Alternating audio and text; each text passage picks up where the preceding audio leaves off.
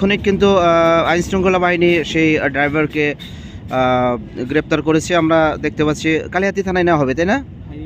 Highway আমরা ধন্যবাদ জানাই হাইওয়ে পুলিশ, যারা এই দেশের শান্তি শৃঙ্খলা রক্ষায় রাত্রে জেগেও সেই মানুষের জন্য কাজ করে যাচ্ছে। কি নাম আপনার? আব্দুল বাসেত। বাসেত। বাবার নাম? জলালউদ্দিন। বাড়ি কোথায়? নন্দীগ্রাম। কি গাড়ি চালান আপনি? ট্রাক চালান। যে মারা গেছে তিনি কি চালাইতো? বাস গাড়ি। বাস গাড়ি আমার পাশে মারা গেছে। আপনার গাড়ির লোক মারা গেছে না ওই গাড়ির লোক? বাস গাড়ির লোক মারা গেছে।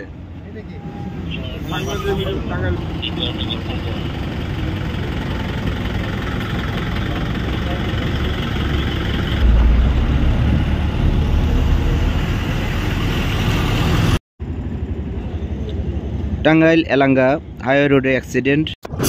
সুপ্রিয় ভাই বোনেরা, সারা দেশে যে ডাকাতি, ছিনতাই এবং চুরি এবং জানেন যে ধর্ষণের মতো অনেক জঘন্য ঘটনা ঘটেই যাচ্ছে।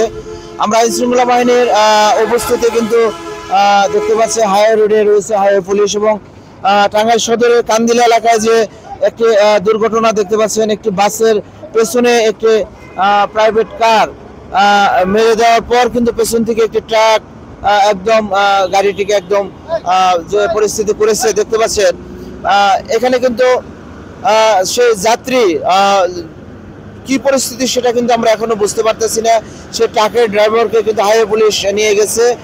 ট্রাকের ড্রাইভার বলেছে যে গাড়ির কোনো যাত্রী কিংবা ড্রাইভার মারা গেছে, কিন্তু হাইওয়ে পুলিশ তারা বলছে যে না, আমরা তাদেরকে ওই অবস্থায় পাইনি, কারণ গাড়ির ভিতরে যে এয়ারব্যাগ ছিল সেই এয়ারব্যাগটি বের হওয়ার কারণে কিন্তু সেই ড্রাইভার কিংবা যাত্রী থাকলেও তারা হেঁটে নিরাপদ জায়গায় চলে গেছে, এমন কথাটি কিন্তু হাইওয়ে পুলিশ তারা বলেছে। আমরা সেই গাড়ির অবস্থাটা দেখাচ্ছি।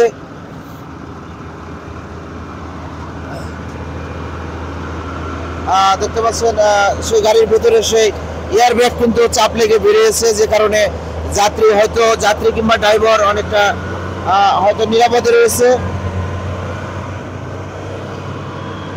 আসো আসো আসো, এদিকে আসো। রেকার এসেছে, রেকার দিয়ে কিন্তু গাড়ি হাইওয়ে পুলিশ নিয়ে যাবে। আচ্ছা ভাই, এই যে গাড়ির ভিতরে যে ছিল গাড়ির ড্রাইভার কিংবা যাত্রী ছিল, এদের কি পরিস্থিতি জানেন কি? না, গ্রামীণের ড্রাইভার কোনো ক্ষতিগ্রস্ত হয়নি। আমাদের অফিসার আছে ঘটনাস্থলে। মানে নিহতের কোনো ঘটনা না এখন আমরা পাইনি। না, আমরা আছি ঘটনাস্থলে, এখনো পাইনি আমরা। ঠিক আছে, আমাদের অফিসারও আছে।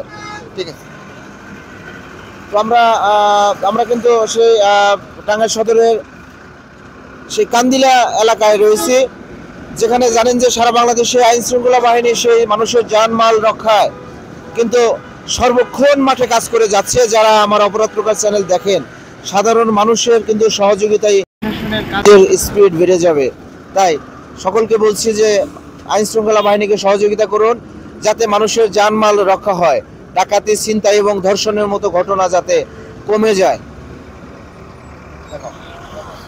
আমরা কিন্তু সেই হাইওয়ে পুলিশের কিন্তু যে দেখতে পাচ্ছি, সেই হাইওয়ে পুলিশের যে টাঙ্গাইলের যে এলাকার দায়িত্ব রয়েছে যে ওসি মহোদয় কিন্তু আপনি এবং দেখতে পাচ্ছেন যাতে আপনি কোনো ডাকাতি না হয় এবং ধর্ষণের মতো ঘটনা না হয়, সে কারণে কিন্তু আইন শৃঙ্খলা বাহিনী কিন্তু দেখতে পাচ্ছি যে গভীর রাত্রেও তারা কিন্তু সেই মানুষের জানমাল রক্ষায় কাজ করে যাচ্ছে। সেই কালিহাতী সার্কেল এবং টাঙ্গাইল সদর সার্কেলকেও কিন্তু আমরা হাইওয়ে রোডে পেয়েছি। আমরা এখন যাদের উপস্থিতি দেখতে পাচ্ছি, এটি কিন্তু হাইওয়ে পুলিশ টাঙ্গাইল এলাকার যে পরিচালিত সেই হাইওয়ে পুলিশের কিন্তু টিম হাজির রয়েছে।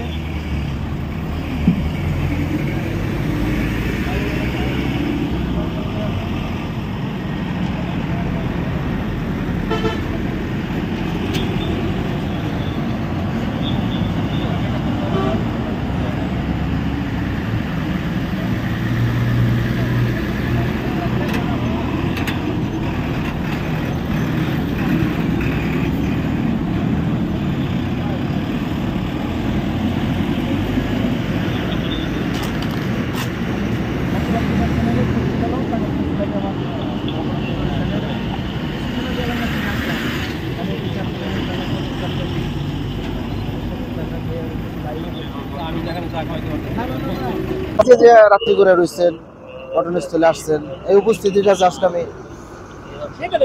তাই না? আমরা কিন্তু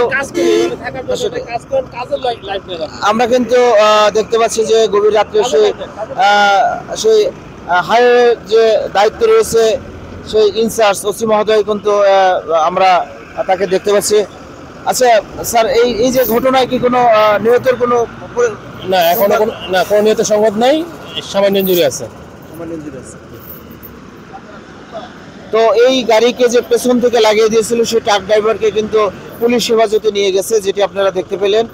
ধন্যবাদ সবাইকে। অপরাধ প্রকাশ চ্যানেল টাঙ্গাইল প্রেস ক্লাবের নিচতলা রয়েছে, যদি কেউ ফোন করতে চান ফোন করুন 0178128926 আমরা সেই আইন শৃঙ্খলা বাহিনীর পাশাপাশি সেই হাইওয়ে রোডে রয়েছে। কিছুটা হলেও আইন শৃঙ্খলা বাহিনীর সহযোগিতা এবং সাধারণ মানুষের একটু হলেও যদি কাজে লাগে, যে কারণে আমরা কিন্তু মাঠে রয়েছি। ধন্যবাদ সবাইকে।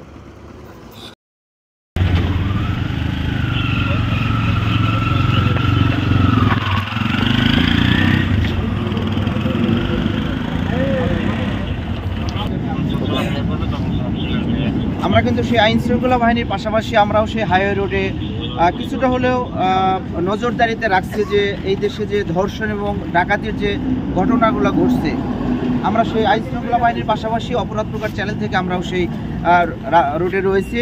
যদি কোনো অকারেন্সের মুখোমুখি হয়ে ফোন দেওয়ার সুযোগ পান, আইন শৃঙ্খলা বাহিনীর পাশাপাশি ফোন করতে পারেন 01781289261। আমরা এখন রয়েছি টাঙ্গাইল এলাঙ্গা বাস স্ট্যান্ডে রয়েছে।